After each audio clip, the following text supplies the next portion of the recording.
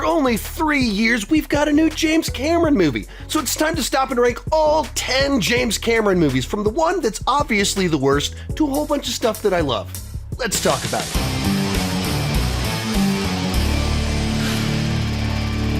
While I'm talking, be sure to join me down below in the comments section. Share your ranking of all 10 James Cameron movies. Or if you haven't seen all 10, I imagine many of you haven't seen Piranha 2, go ahead and give me your picks for the best and the worst. As we go into this, as a little bit of a heads up, I've been sick the last 5 days. This is me attempting to return to shooting a video, so you can probably already hear it in my voice that it's a little bit shot. Let's see how this goes. I'm doing the best that I can, and let's get started. Easily coming in last place is Piranha 2, or as James Cameron called it. Yeah. Piranha 2? Piranha 2, yeah. It's the absolutely the best flying piranha film ever made. Was it a Jaws ripoff?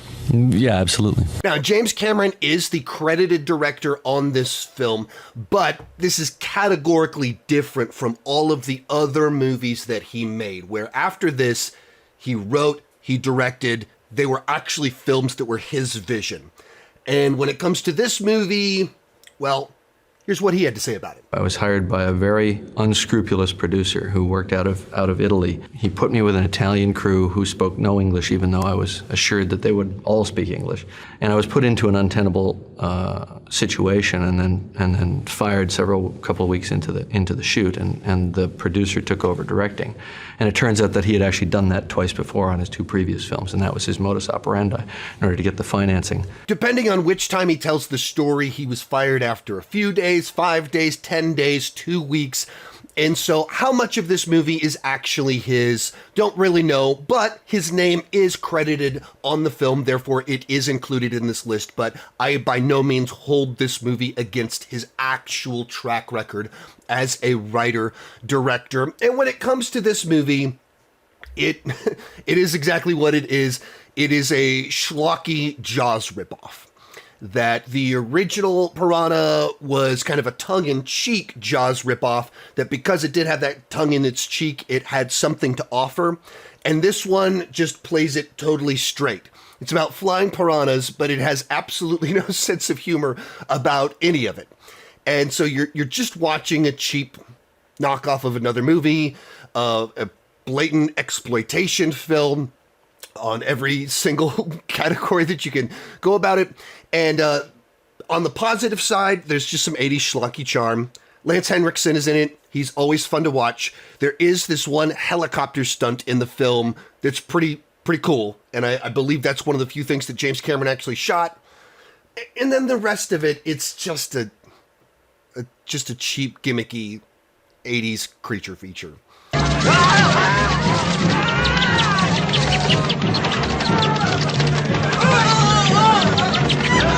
You serious? That wasn't really mostly shot by James Cameron, by this forgotten producer guy. There's no real reason to check it out other than the novelty of seeing this thing that James Cameron worked on that is so far below everything else that he worked on. He is the victim of a shady producer in this context, that he could not get his name off of this thing. And luckily he was talented enough that he was able to still get work afterwards. I mean, just on a competency level, there's multiple out of focus shots in the movie. There's parts where scenes cut between day and nighttime, so just blatant continuity errors. It doesn't deliver thrills, scares, anything that it's supposed to do. And then there's, like flying piranhas coming at the screen that are not scary at all. So a movie that just does not work on any level whatsoever. Today's video is brought to you by HelloFresh. You may have heard of HelloFresh, America's #1 meal kit, delivering chef-crafted recipes and ingredients right to your front door. But this isn't the HelloFresh you remember. HelloFresh has doubled the size of their menu. Now you can choose from 100 options each week, feel great with an even healthier menu. This is the big one for me. You can choose from 15 plus high-protein recipes each week, get steak and seafood options delivered every single week, no extra charge. They now have 3 times the seafood options.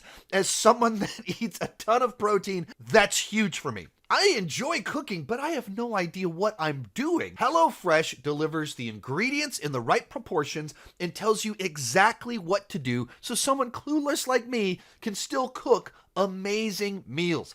I use HelloFresh, and you should too. The best way to cook just got better. Go to HelloFresh.com/SeanChandler10FM now to get 10 free meals plus free breakfast for life.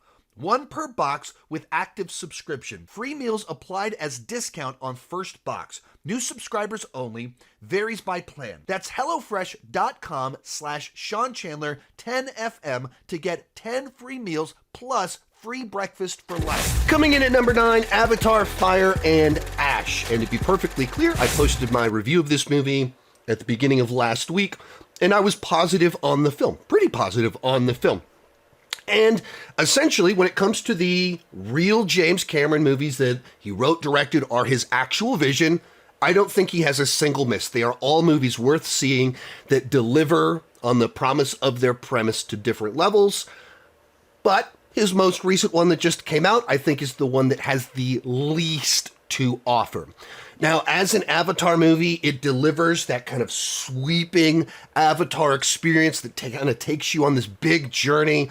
It has very deep emotions because it is diving into loss of a child and all the different ways that the family members respond to that. Where in your psyche or in your being did fire and ash come from?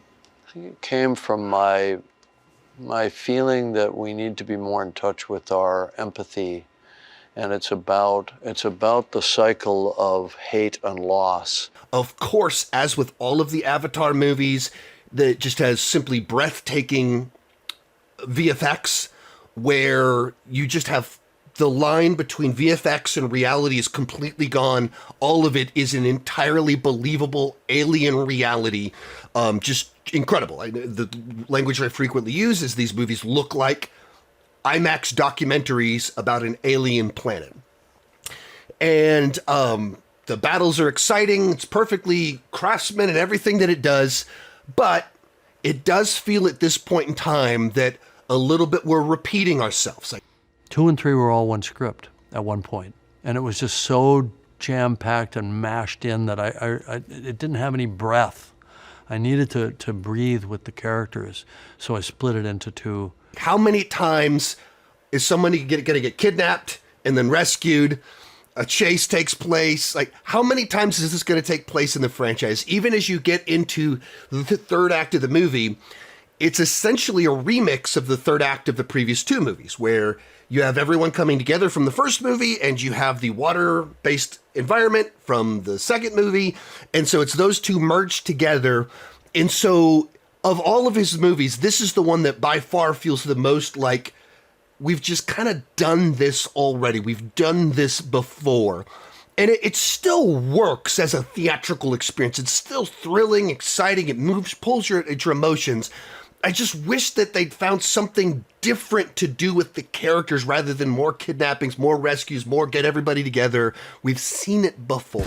Number 8, Avatar, the highest grossing movie of all time, in a film that James Cameron first wanted to do back in 1995. Stan Winston and I form a company called Digital Domain to create CG world CG characters. Somewhere around 95, so I wrote Avatar, which was a kitchen sink approach. It wasn't a smart approach. I just threw everything into it that I thought would be cool. But they said, we can't get there from here. We can't get to what you want to create within a single movie cycle. We have to do other projects first and build the tool set and work our way up to it. So that was in 95. I got it out and dusted it off in 2005. The huge criticism of this film is that it follows the exact formula of Dances with Wolves, Fern Gully, Pocahontas, Last Samurai, and several other movies that kind of have this story of the broken soldier goes primitive and it ends up joining the tribe in which he was sent to first kind of infiltrate. Baby, one more time. And that is 100% true of this movie, that it is a movie that sticks to a set formula. But there's something about James Cameron's storytelling that he just has this way of taking the formula and playing it so well that even though we've seen it before, it still just has these big, gigantic, sweeping emotions to the entire thing. They don't think of it as this deep kind of heart-wrenching experience. And I like to say that the films are about dynamic range, right? There's beauty and wonder. There's fear, chaos, action. There's heart-wrenching emotional moments. If I do have a general philosophy, just taking people on a journey, it's creating a narrative around imagery that's really powerful and almost in a way dreamlike. The through line is a transportive experience. In interviews for Fire and Ash, he's talked about how he's basically a blue-collar filmmaker. He makes movies that normal people like. He likes chases, explosions, and he leans into just very universal themes and emotions that anyone can kind of touch into. The soldier that can't fight anymore, finding a cause. And even in the way that it's overtly a sci-fi story about an alien planet, and in another sense, it's about Native Americans, very overtly with the connections in there. And so it has like a universality to it. It's not sci-fi in this foreign way that feels distant to people that don't like sci-fi.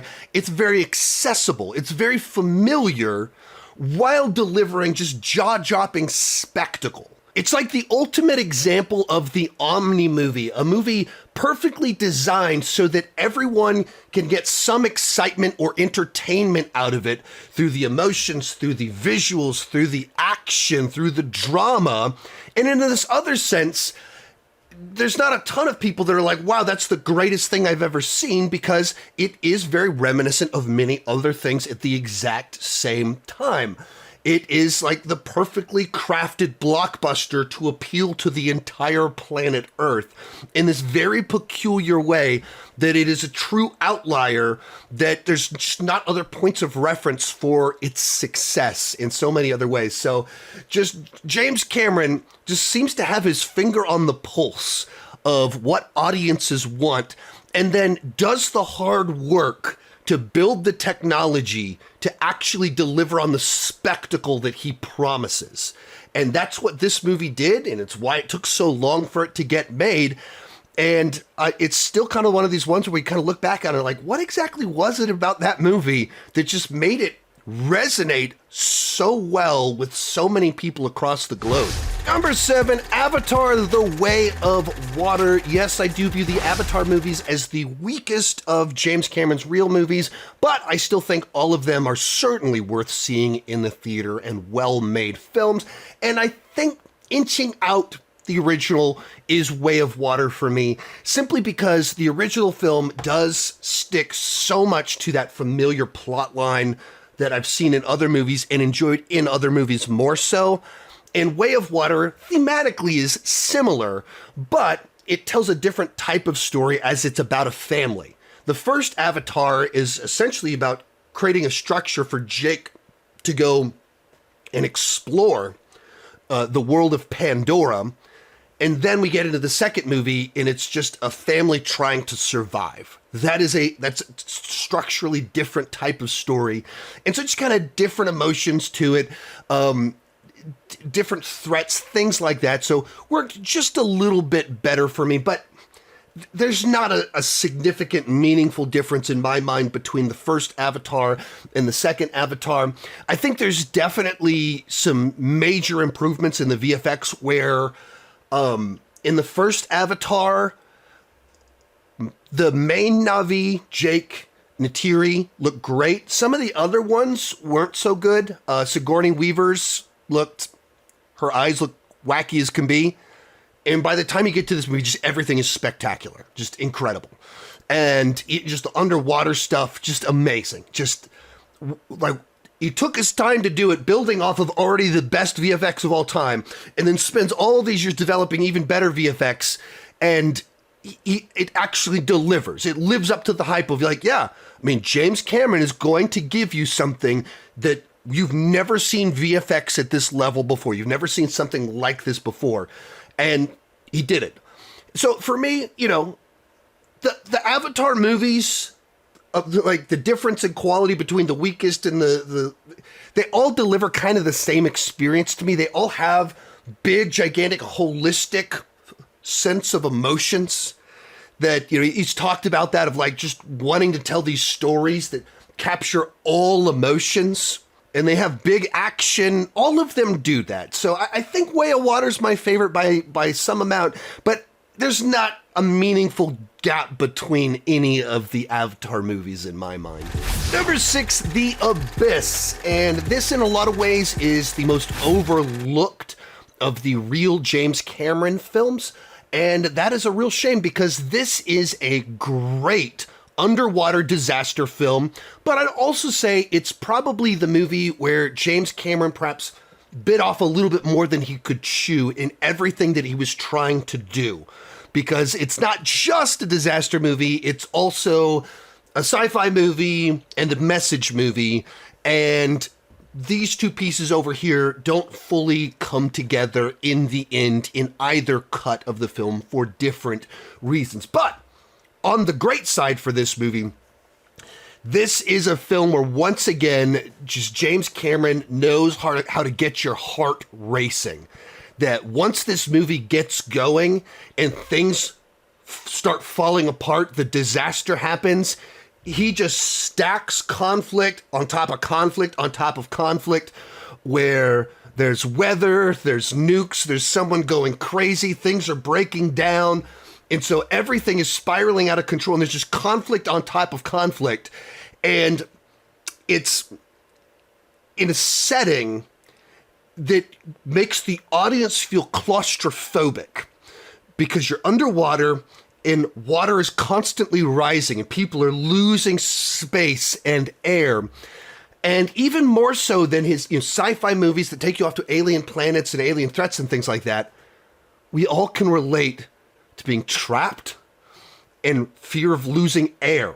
Like, it's a much more human fear of death is what these characters are facing in this movie as water rises around them. And one of the reasons it's so effective is that they really had to do all of this stuff, that they filmed it underwater in claustrophobic spaces, and they had to find ways to build suits and everything to pull this off and try and keep everyone alive. Very, very difficult film. Having people be able to work safely in diving helmets that we made up. They were props in a movie, but they had to really work, or the actors died. It's the kind of movie where multiple times during the film, you will find yourself holding your breath with the characters as they're trying to do something, and you realize, like, oh, I'm not with them. I don't have to actually hold my breath. It's just that kind of movie. And it's so good at so many different things like that. Of course, big part of that is Ed Harris is a great actor. Michael Biehn, playing very against type in this movie, is essentially the villain of the film, who's just completely unhinged.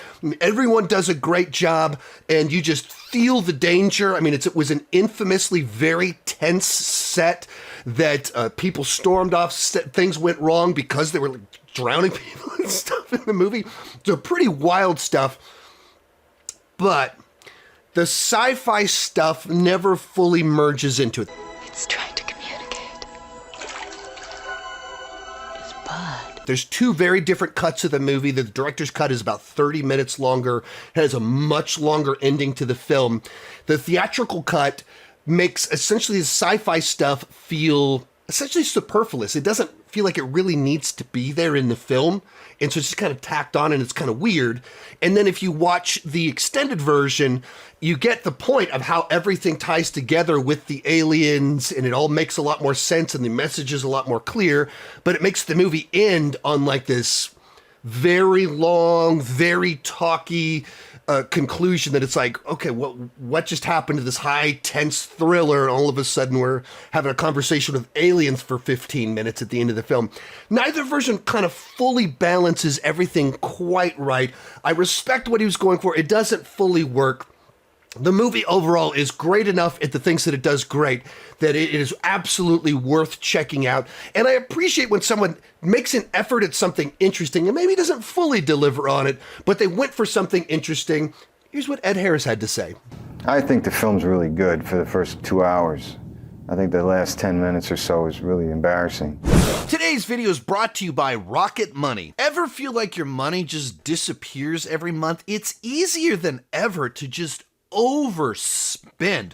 Whether that's subscriptions you forgot about, ordering takeout, or just buying things online. Rocket Money helps you to rein in your finances by helping you see exactly where your money is going. Rocket Money is a personal finance app that helps you find and cancel your unwanted subscriptions, monitor your spending, and helps lower your bills so you can grow your savings. Rocket Money shows you all your expenses in one place, including your subscriptions. Whenever I first started using Rocket Money, I realized there were some streaming services that I had multiple subscriptions to the same service, and Rocket Money helps you cancel them. Their dashboard lays out your total financial picture, including paydays and bill due dates. Rocket Money has saved users $2.5 billion, including $880 million in canceled subscriptions alone. Their 10 million users save up to $740 per year when they use all of the app's premium features. Cancel your unwanted subscriptions and reach your financial goals faster with Rocket Money. Go to rocketmoney.com/Chandler today. That's rocketmoney.com/Chandler. rocketmoney.com/Chandler. Coming in at number 5, True Lies, the most purely fun James Cameron movie. Sandwiched between Terminator 2 and Titanic, James Cameron and Arnold Schwarzenegger decided to do like a spy action comedy, and it's just a lot of fun. And it's basically kind of the peak of 90s action movies before there was this transition over towards the more CGI heavy version of things with Independence Day, Men in Black, and of course everything that's come ever since. Kind of that end of the era of R-rated action movies led by guys like Arnold Schwarzenegger. This might be kind of the peak of that era where you have James Cameron on top of the world coming off Terminator 2, as well as Arnold coming off Terminator 2, and they get to just go wild doing this big, globe-trotting spy action movie. And every action set piece is memorable. And they're all fun and funny. They're all filled with just very cool imagery of going through the Florida Keys with bridges exploding, Arnold using gas as a flamethrower, him riding a horse through the middle of Washington, D.C., battling in a James Bond outfit out in the snow. I mean, flying a Harrier jet, every single one of them, even fighting in a bathroom, they're all memorable. They stick in your brain because it's James Cameron at his best, doing like a straightforward genre with Arnold at the top of his game. So it's just so much fun. Then thrown into the mix is Jamie Lee Curtis as his wife, kind of adding that like the whole emotional arc into it about the guy with the double life that has to merge the two together, and leads to just so many funny bits. The interrogations. Are we gonna die? Yep. I'd say it's working. Have you ever killed anyone? Yeah, but they were all bad. It's the best Tom Arnold has ever been in a movie. We'll say, like, the wife subplot, the way that it plays out feels like we're on one action plot line, and then it just spends a bunch of time on moving the pieces around. Bill Paxton, this used car salesman, to kind of shift around. So drags a little bit on the cheating subplot there in the middle. That would be like my biggest complaint about the film. The other one would be that in watching the movie in HD, Arnold's stunt double all throughout the movie can be painfully obvious. As soon as you notice him, you can't stop noticing this other guy's face in the middle of Arnold's fight sequences and stunts and everything like that.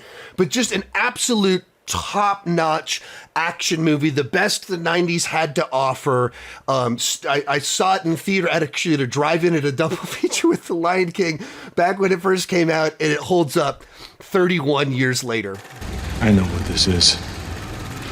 This is an espresso machine. No. It's a snow cone maker. That's what it is. In fourth place, Titanic. To be perfectly clear, this movie and the rest of this movie's on the list, I'm giving an A+ to. I'm not going to list off any negatives on these films. I think he's got 4 movies that are fantastic in his filmography, and the reason for why Titanic is in fourth versus the other ones, it's purely a matter of taste. If you know my taste in movies, you know exactly why the 3 above this are the top 3 on this list. But I mean, Titanic is just a beast of a movie. And in particular, rewatching it in this season where I've been watching a lot of the for your consideration movies, the movies that I'm in several critics groups, so I'm voting on Best Picture nominees and stuff like that for this year's movies.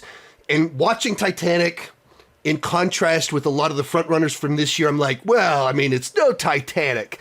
And like, it's a movie that just feels like such an accomplishment as a film that it can make other films feel distant by comparison. And simply what I mean by that is it's a movie that was extraordinarily difficult to make. Like there's films that you go, oh, that's a great movie, but because of the scope and size of it, a lot of people could make a movie that's this size and pull it off. The thing about Titanic is everything about it was difficult. It was at sea. It was with groundbreaking technology. It's literally going down to the bottom of the ocean to film parts of the Titanic. It is sets with tons of extras throughout the entire movie. They're just, whether you're talking about dining room scenes, deck scenes, destruction scenes, tons and tons and tons of extras throughout the entire movie.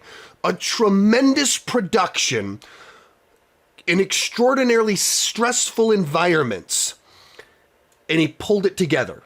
The events were chaotic, but thus the movie itself is kind of chaotic and jumping around, and you always know exactly what's happening, why it's happening, what you need to know, what everyone's motivation is.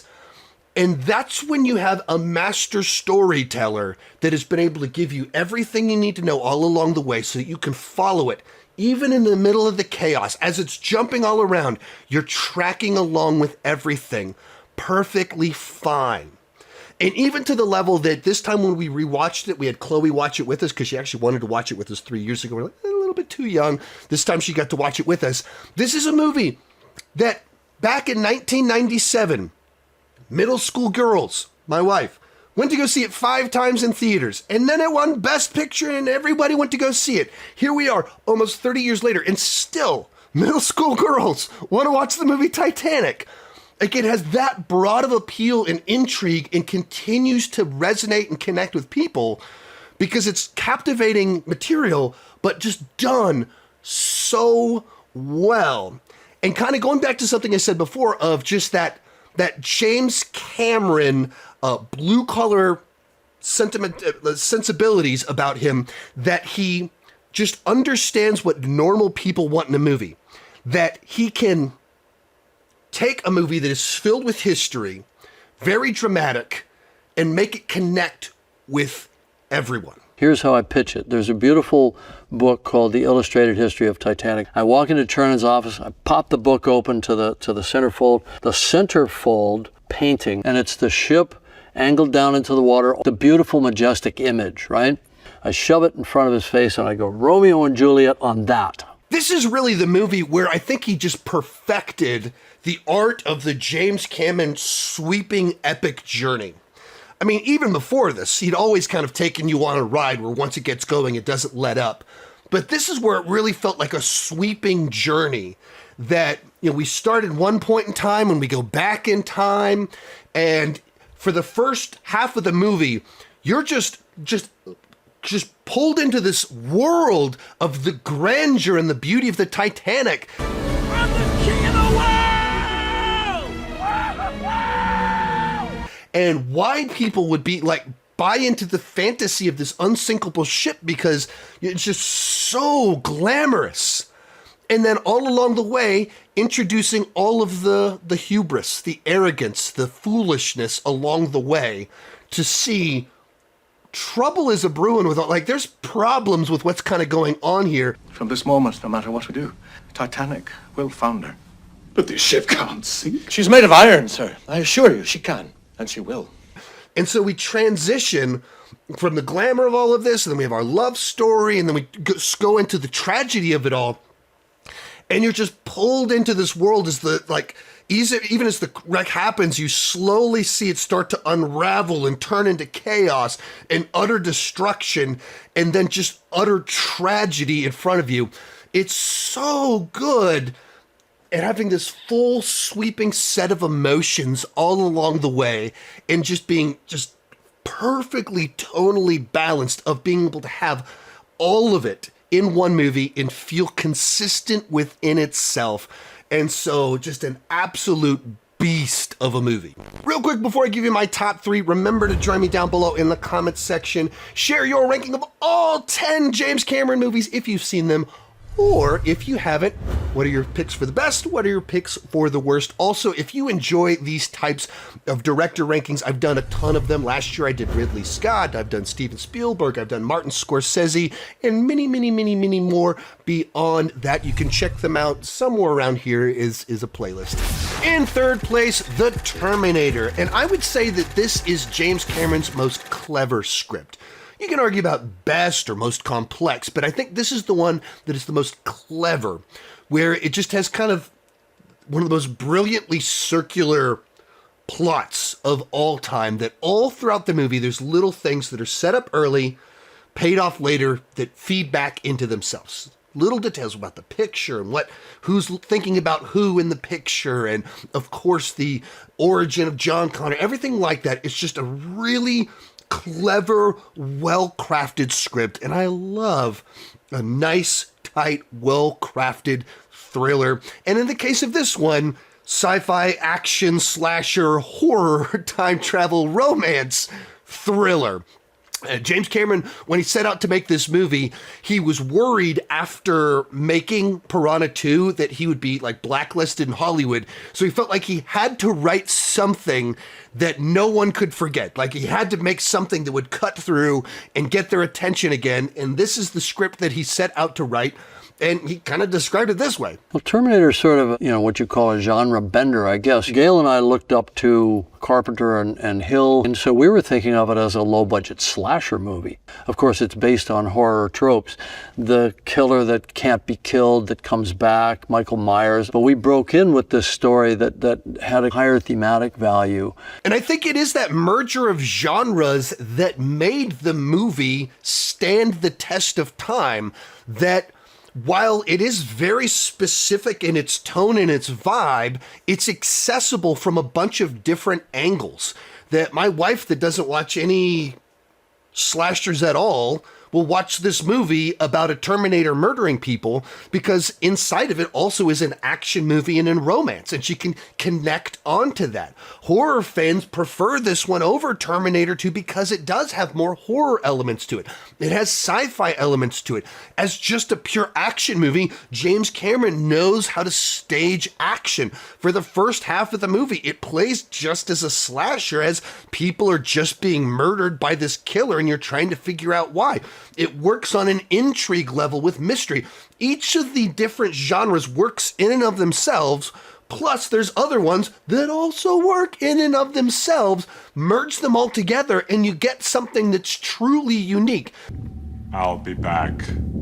Just an incredible mythology and just a story in and of itself. Obviously one of my favorite movies of all time and one of my favorite franchises of all time. Our runner-up, Aliens. This is a top 5 movie for me. He just happens to have 2 different movies that are in my top 5 movies of all time. And there are 2 types of people in the world. The people that prefer Aliens to Alien, and people who are wrong. I, of course, am in that category that prefers Aliens over Alien, though I do think that Alien also is an A+ movie.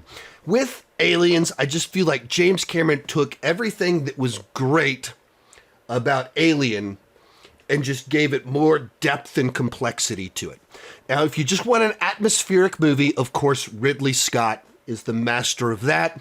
As someone that's a little bit more action-based and kind of primal emotion-based, James Cameron is the master of that, and thus he made the movie that is, calibrated more specifically to my tastes and sensibilities. But just even on the character of Ripley, she's given dramatically more backstory, depth, and is put center stage in this movie. And I've always been grateful to him because he took the role of Ripley and just expanded it into this, God, almost operatic role and experience. She's designed to be a mother in search of a daughter, forced on a mission she doesn't want to go on, and has to take charge and lead the battle.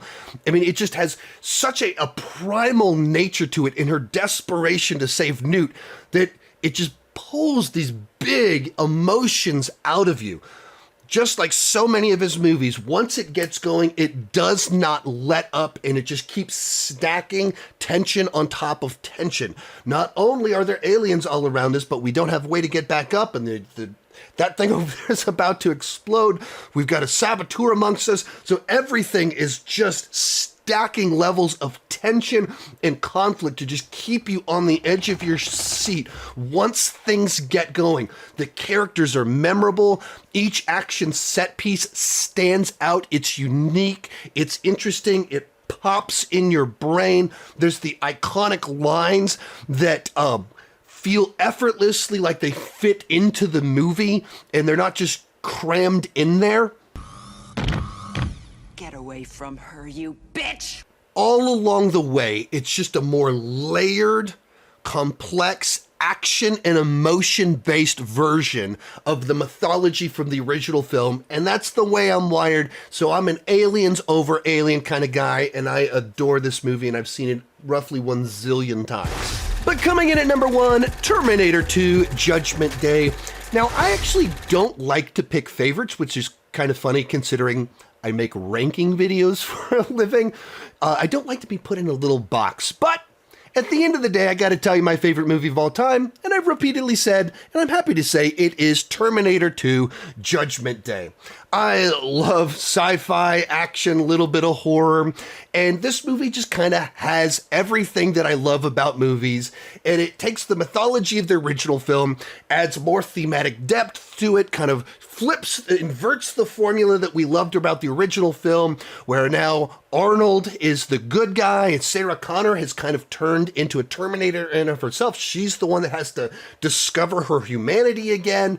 There's just so many different layers to it. As someone that just kind of my taste was shaped based off 80s action movies, this is like the peak of that style of making action movies where you have helicopters flying under bridges and motorcycles jumping off of bridges. Everything's involving bridges in this little sequence right here, but all sorts of fun, practical stunt work combined with absolutely cutting edge visual effects at a point in time where it's breathtaking. We had never seen any of this stuff before, or we'd barely seen any of this stuff before, taking it to this whole other level with this movie, combining incredible character work, new thematic depths for the characters, and telling a story that's thrilling and exciting, but at the end of the day, about family. The fact that that fired on all those different cylinders, it was about family in a crazy way. But somehow, all my movies are love stories. It's not about robots from the future.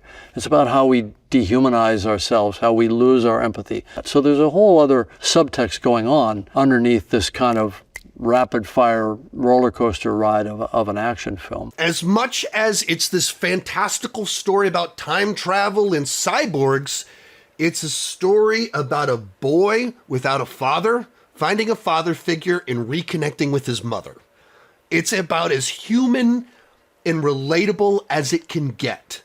It's about a boy not believing in his mother and realizing she was telling the truth all along and having to rethink everything and that all of this stuff is true. Like, it's just very powerful, universal stuff. And that's what James Cameron has always been so good at, is finding the relatable, the human emotions that are broadly accessible in the most thrilling and fantastical stories. And that's what he did here. So much so that he can bring grown men to cry with the simple line, I know now why you cry, but it's something I can never do.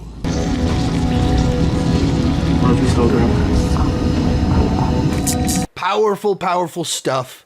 in a thrilling, exciting movie, so it comes in at number 1. If you enjoyed this video, remember I've got a ton of other director rankings just like this. We've got Spielberg, Scorsese, Fincher, Nolan, all of the big ones. I've already done it before. Thank you so much for watching, and keep talking movies and TV too much. Bye-bye.